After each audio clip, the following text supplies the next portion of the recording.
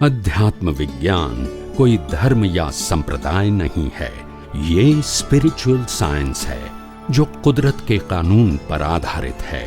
ये विज्ञान पूरे ब्रह्मांड के सभी रहस्यों को उजागर करता है और जीवन के सभी पहलुओं को समझने के लिए एक नई दृष्टि देता है।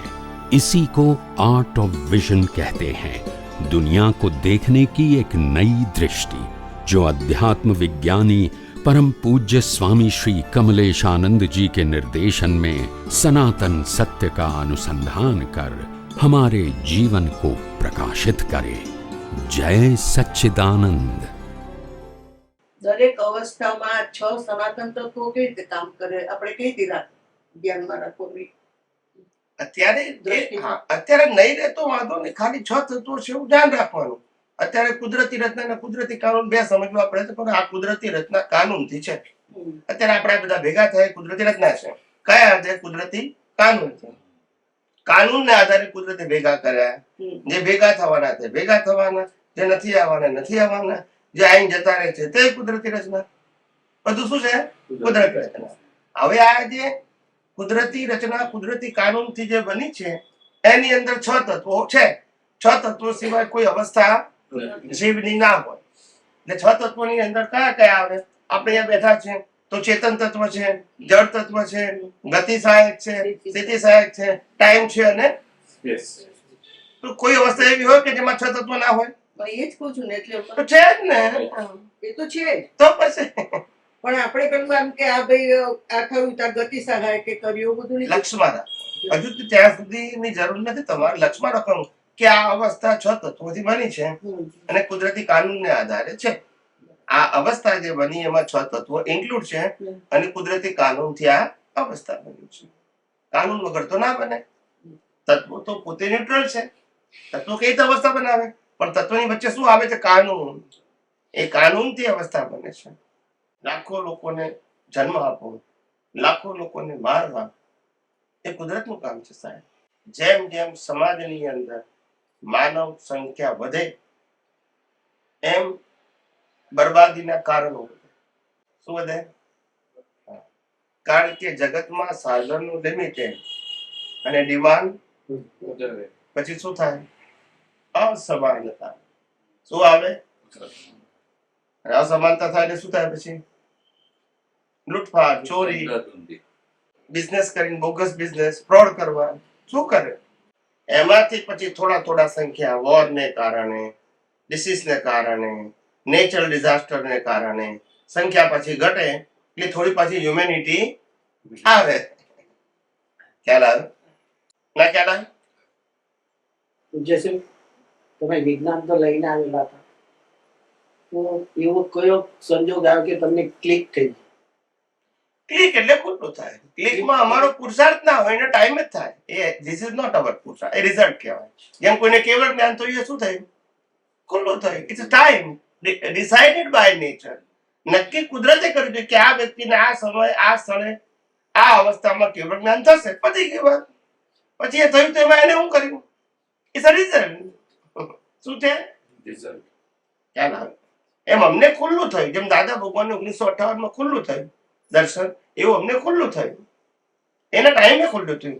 આ અવતારની મહેનત છે ને. ત્યારે હવે જે ખુલ્લું થયું એમાં હજુ જે સંપૂર્ણ નથી થયું તે ભાગનો પુરુષાર્થ અમારે પણ કરવો પડે. જે ખુલ્લું થયું એમાં તો નહીં કરવાનું ને, તૈયાર જ મળ્યું હોય પછી. પણ જે નથી ખુલ્લું થયું, કેવળ દર્શન 360 ડિગ્રી નથી થયું અને બાકી છે, એટલું તમારે ક્લિયર કરવાનું જ ને. સમજાય? એ તમારે કરવાનું એવી રીતે. પણ જે લઈને આવ્યા છે એ અમારા માટે સહજ હોય, એના માટે મહેનત. હા બોલો. જય સચિદાનંદ સ્વામી. જય સચિદાનંદ. આપણે આગળ સમજાવ્યું તેમ કે આપણું લાઈફ છે બચપનથી લઈને નાનપણથી લઈને મોઢે સુધી જે આપણે લાઈફ ગઈ છે, આગળ પણ ચર્ચા કરી તેમ કે આપણે સવારથી સાંજે, સવારે ઉઠ્યા આપણે બ્રશ કરવાનો, પછી આપણે ચાય બનાવી, પછી ખાધું પીધું, નોકરી પર ગયા, આવ્યા પછી સાંજે પાછું ખાધું, પછી અલગ અલગ આપણે અનુભવ કર્યો. આ જે બધો અનુભવ છે, અનુભવ જે થઈ રહ્યો છે સવારથી સાંજ સુધીનો, કે આપણા લાઈફનો જે કંઈ અનુભવ થઈ રહ્યો છે, આ અનુભવ એકચ્યુઅલી કોને થઈ રહ્યો છે? એટલે કે આમાં 3 ભાગ છે. એક તો કેટલિસ્ટ આત્મા છે, એક તો પ્રતિષ્ઠિત આત્મા છે અને એક ડિસ્ચાર્જ આત્મા છે. તો આ જે અનુભવ થઈ રહ્યો છે એ કોને અનુભવ થઈ રહ્યો છે? કહું, આ જે અત્યારે મન વચન કાયની લાઈફ જીવી રહ્યા છે અને 5 ઇન્દ્રિયોથી દુનિયા જોઈ રહ્યા છે, એ અનુભવ ડિસ્ચાર્જ પ્રતિષ્ઠિત આત્માને થાય. કોને થાય? ડિસ્ચાર્જ. કારણ કે ચાર્જ એને જ કર્યું છે, એને જ દેખાય. અત્યારે જે આપણે ચાર્જ પ્રતિષ્ઠિત આત્મા છે, જે ચાર્જ છે, એને અનુભવ આપણે જે હમણાં અનુભવ કરીએ છીએ તે એને નથી થતું. એને અનુભવ ના થાય, એને સાર કાઢતા આવડે. અચ્છા, એને અનુભવ નથી થતો. એને પુરુષાર્થ કરીને સાર કાઢતા આવડે. અનુભવ કોને થાય? જેને બીજ નાખ્યું છે એને ફળ માટે અનુભવ જોઈએ. મેં નક્કી કર્યું ગયા તમે કે આઈસ્ક્રીમ ખાવામાં સુખ છે, એવું મેં બીજ નાખ્યું. તો બીજા અવતારમાં કુદરત શરીર આપે, આઈસ્ક્રીમ આપે. શરીર આઈસ્ક્રીમ ખાય ને અનુભવ પેલા ડિસ્ચાર્જ બિલીફ વાળાને થાય કે જેને બિલીફ હતી કે આઈસ્ક્રીમ ખાવામાં સુખ છે, એને શું થાય? અનુભવ થાય. ના સમજાયું? બિલીફ ના હોય તો અનુભવ કઈ રીતે થાય? કેટલાક તો આઈસ્ક્રીમ આપે તો મોં બગડી જાય, ડાયાબિટીસ. હું કરો હવે? એટલે બિલીફ નથી એની, એમ કહેવાનું. એટલે સમજવાનું, અનુભવ શબ્દ અત્યારે જે વાપરીએ છીએ અવસ્થાનો, એ ડિસ્ચાર્જ ને થાય. અને જે અજ્ઞાન નાશ કરવાનો અનુભવ થાય છે એ પ્રતિષ્ઠિત આત્મા થાય. એ જ્ઞાન દર્શનનો ઉપયોગ છે. એમાં મન વચન કાયની અવસ્થા આ બધું સમજવું પડે. લાઈવ પ્રતિષ્ઠાત્માને જે અનુભવ થાય એ જ્ઞાન દર્શન, મિથ્યા જ્ઞાન મિથ્યા દર્શન મજબૂત થાય એનો અનુભવ થાય, અને સમ્યક જ્ઞાન સમ્યક દર્શન નો ઉપયોગ થાય એનો અનુભવ થાય. બે નો અનુભવ એને થાય. ક્યાં અજ્ઞાન મજબૂત થાય, ક્યાં અજ્ઞાન નાશ થાય. એ બે નો અનુભવ લાઈવ પ્રતિષ્ઠાત્માને થાય. કારણ કે એના આધારે પછી એને પુરુષાર્થ કરવાનો છે. અને મન વચન કાયના આધારે નહીં. બંને અનુભવને આપણે અલગ રાખવાનું છે. હા, ચાર પ્રતિષ્ઠિત આત્મા કોઈ અનુભવ કરી છે પેલો, એ અગત્યનું, એ અગત્યનું. ડિસ્ચાર્જ વાળાને અનુભવ થાય તો કમ્પલસરી છે. કારણ કે બિલીફ ને આધારે જેમ બિલીફ લઈને આવ્યો છે એ જ અનુભવ થાય. એટલે આપણે એ જાગૃતિ રાખવાની છે કે આપણે ખ્યાલ આવે? અત્યારે તમને જન્મ આપે તો તને મા બાપ નો અનુભવ કોને થાય? અમારા મા બાપ છે કોને થાય? આત્માને થાય? લાઈવ પ્રતિષ્ઠાત્માને થાય? ડિસ્ચાર્જ વાળાને થાય. કહું છું ને, આ ટ્રેક ઉપર કોઈ જતું જ નથી. આ વિજ્ઞાનની ટ્રેક ઉપર કોઈ જતું નથી. જ્ઞાન સરળ છે પણ ટ્રેક ઉપર જાય તો સમજાય ને. બધા ક્રિયાકાંડમાં જતા રહ્યા, હવે આ ટ્રેક ઉપર કોણ લઈ જાય? શ્રીમદ રાજચંદ્ર બોલ્યા ઘર વિચાર તો, પણ લઈ કોણ જાય?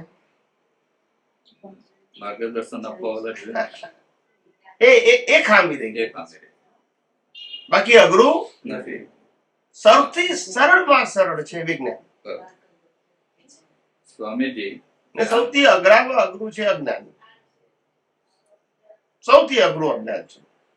આ જ અનુભવને આપણે નાશ કરવા માટે પ્રતિષ્ઠિત આપણે પુરુષાર્થ કરી રહ્યો છે. એટલે કુદરતી રચના જોઈને આપણે સતત આનંદમાં રહેવા માટે, આનંદનો સતત અનુભવ કરવા માટે આ અનુભવને આપણે આનંદનો અનુભવ કરવો હોય તો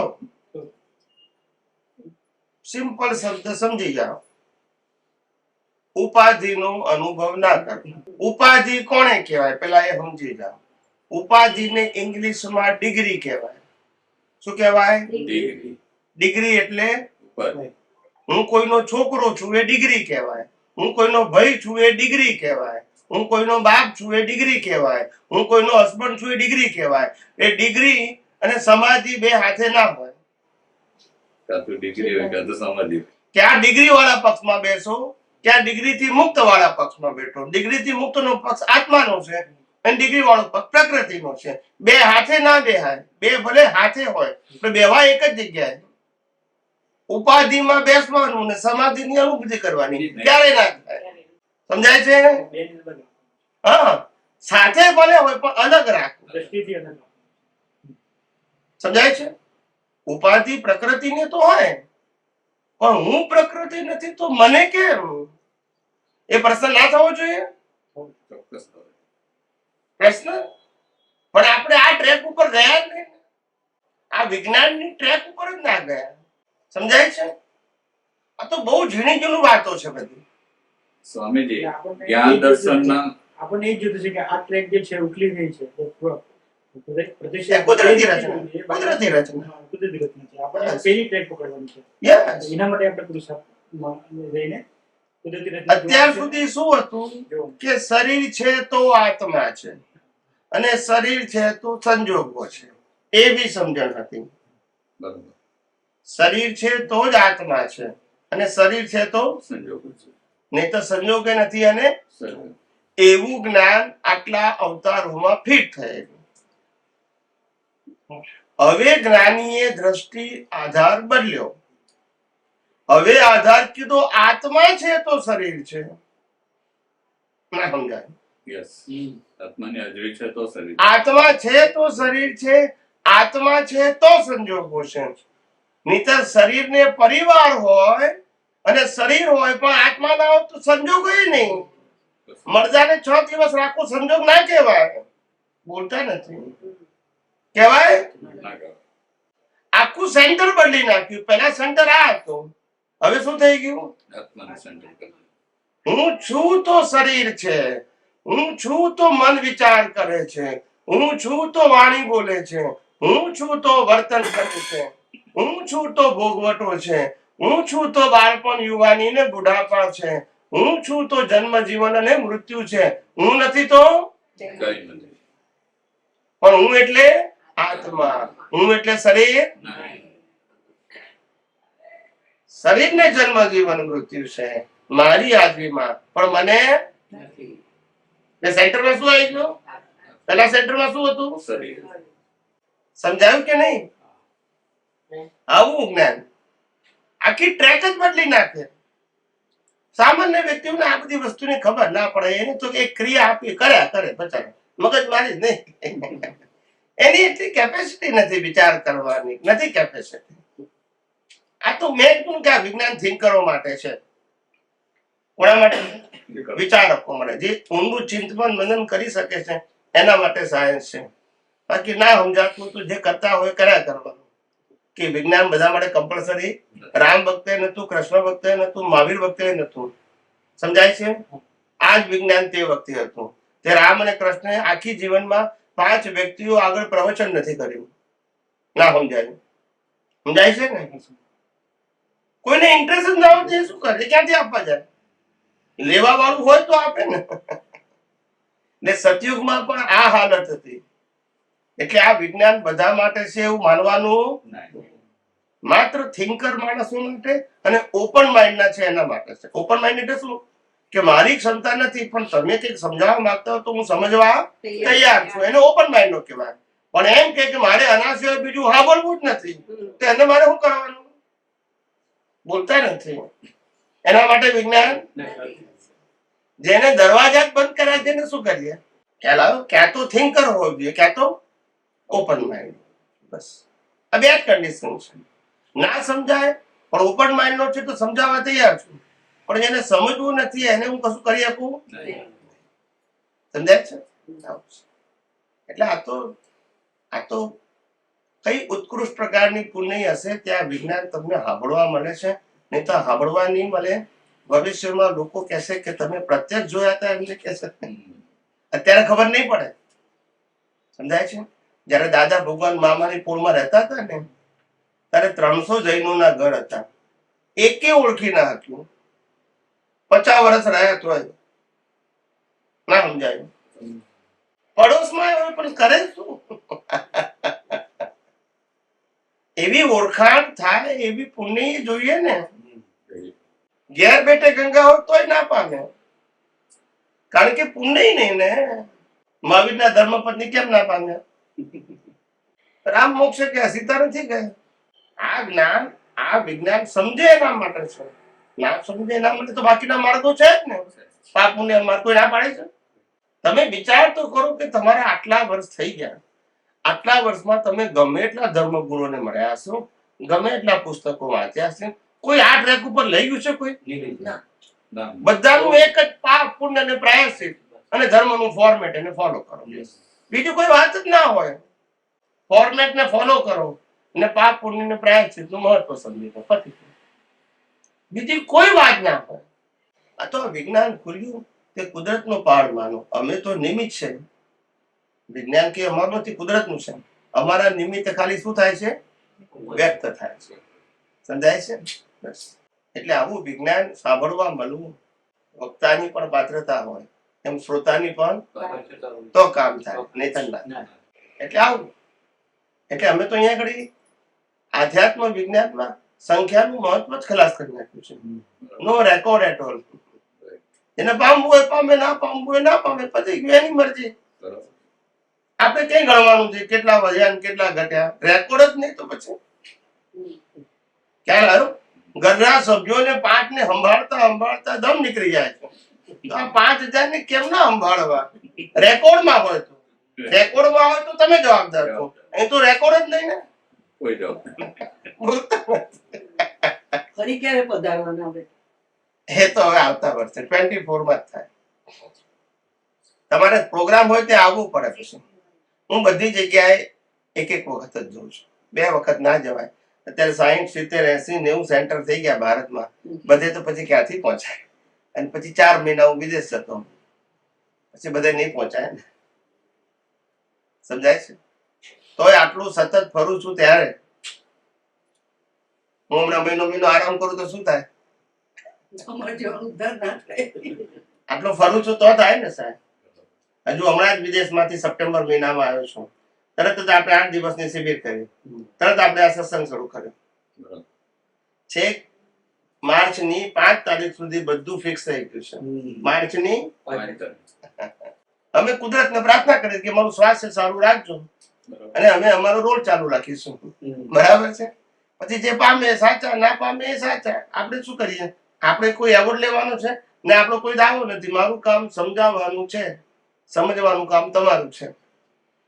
તમે જે પ્રશ્ન પૂછો એને ચોગરધમથી સરળ ભાષામાં સિદ્ધાંત અને સિદ્ધાંત અને એક્ઝામ્પલ સાથે સમજાવવું એ મારો રોલ છે. પછીનો રોલ તમારો છે.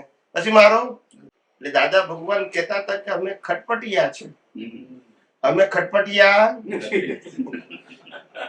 અમારી ખટપટ કેટલી તમે સમજો એટલે.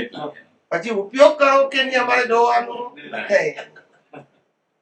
એ ક્યારે જોવાય કે આપણે કોન્ટ્રાક્ટ કરીએ તો ગુરુ શિષ્યનું. બોલતા નથી તો પછી જવાબદારી આવે. કોન્ટ્રાક્ટ કરીએ તો આવે કે નહીં? કોન્ટ્રાક્ટ કરવાનો નહીં. સમજાય છે? આ તો ભવિષ્યમાં લોકો એક્ઝામ્પલ લેશે કે આવો પણ એક પુરુષ થઈ ગયો. ક્યાં રહી ગયું? સિલવાન પુરુષ નહીં, સિલવાન શબ્દ તો જુદી વસ્તુ છે, પણ સિલવાન કરતા જે કોઈને શિષ્ય બનાવતો નતો, જે કોઈના ગુરુ થતા નતા, અને જે જ્ઞાન વ્યક્ત કરતા હતા એના માલિક થતા નતા, આવું ઇતિહાસમાં જયારે લોકો સાંભળશે, લખાશે ને, ત્યારે ખબર પડશે કે આવા પણ માણસ હોઈ શકે જે પોતે જ્ઞાન દુનિયાભરને કે છતાંય માલિક ના હોય. આ ચોપડી ના વાંચી 10 વખત તોય કે મારું જ્ઞાન છે કે બોલતા નથી. યસ કે નો? Yes yes yes. માલિક કે ભાઈ એમને છૂટે? આ તો વિજ્ઞાન છે એટલે છૂટે, નહીતર કારણ કે વિજ્ઞાનમાં તો સિદ્ધાંત ચાલે ગોળ ગોળ. એટલે આ મુક્ત થઈશું, એટલે ના થાય સર. કોઈ વ્યક્તિ હિન્દુસ્તાનમાં કોઈ એવા બોલ્યા નથી જાહેરમાં કે અમારા જીવનનું લક્ષ્ય મંદિર, સંસ્થા, શિષ્ય, વરઘોડા, રિચ્યુઅલ્સ નથી. એવું કોઈ બોલેલું છે? મંદિર ના બંધાવ્યું એવું હશે, સંસ્થા ના બંધાવી એવું હશે. સમજાય છે? કારણ કે સંજોગ નથી, પણ ભાવ નતો એવું નતું. અહીં તો ડિક્લેર કે this is not my subject, openly. સમજાય છે?